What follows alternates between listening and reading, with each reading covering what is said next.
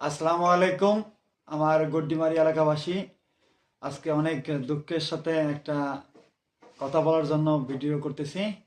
আপনাদের সকলকে জানাচ্ছি যে আমাদের গড্ডিমারি প্রাণপ্রিয় খেলার মাঠ, সেই মাঠে শিক্ষা থেকে থেকে ভবন তৈরি করা হচ্ছে। আমরা যারা খেলা ভক্ত এবং যারা এই গড্ডিমারির সন্তান, যে যেখানে থাকি না কেন, আসুন প্রতিবাদ করে তুলি। 1 ইঞ্চি জমি, গড্ডিমারি মাঠের 1 ইঞ্চি জমি যাতে কোনোভাবে কেউ দখল করতে না পারে, সেই জন্য সোচ্চার হয়ে যায় এবং যে যেখানে আছি সেখান থেকে প্রতিবাদ করে তুলি। যারা এই মুহূর্তে গড্ডিমারিতে আছেন, ভাই ব্রাদার, সকলের প্রতি আমার বিশেষভাবে অনুরোধ, আপনারা সকলেই অবশ্যই সোচ্চার হয়ে যান এবং আমাদের দ্বারা, যারা আমরা বাইরে আছি, আমাদের দ্বারা যদি কোনো সহযোগিতা প্রয়োজন হয় আমাদের অবশ্যই জানাবেন।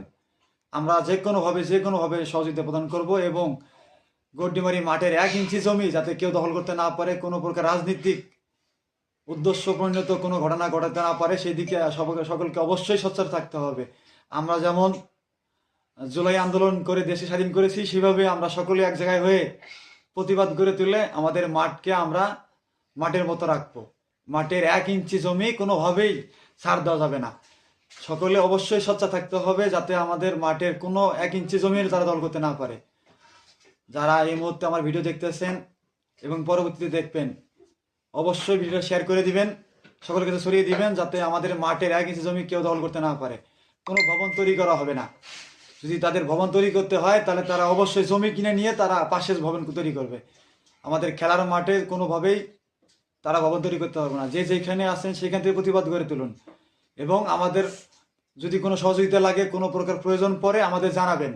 যারা এখন এই মুহূর্তে গড্ডিমারিতে আছেন আমাদের জানাবেন, আমরা সকল প্রকার সহযোগিতা করব। যে যেখান থেকে আসি সেখান থেকে সহযোগিতা করব। প্রয়োজনে আমরা অফিস থেকে ছুটি নিয়ে যাব, যে এর প্রতিবাদ করে তুলব। আশা করি আমার বিষয়টা আপনারা সবাই বুঝতে পারছেন। অনেক দুঃখের সহিত কথাগুলো বললাম।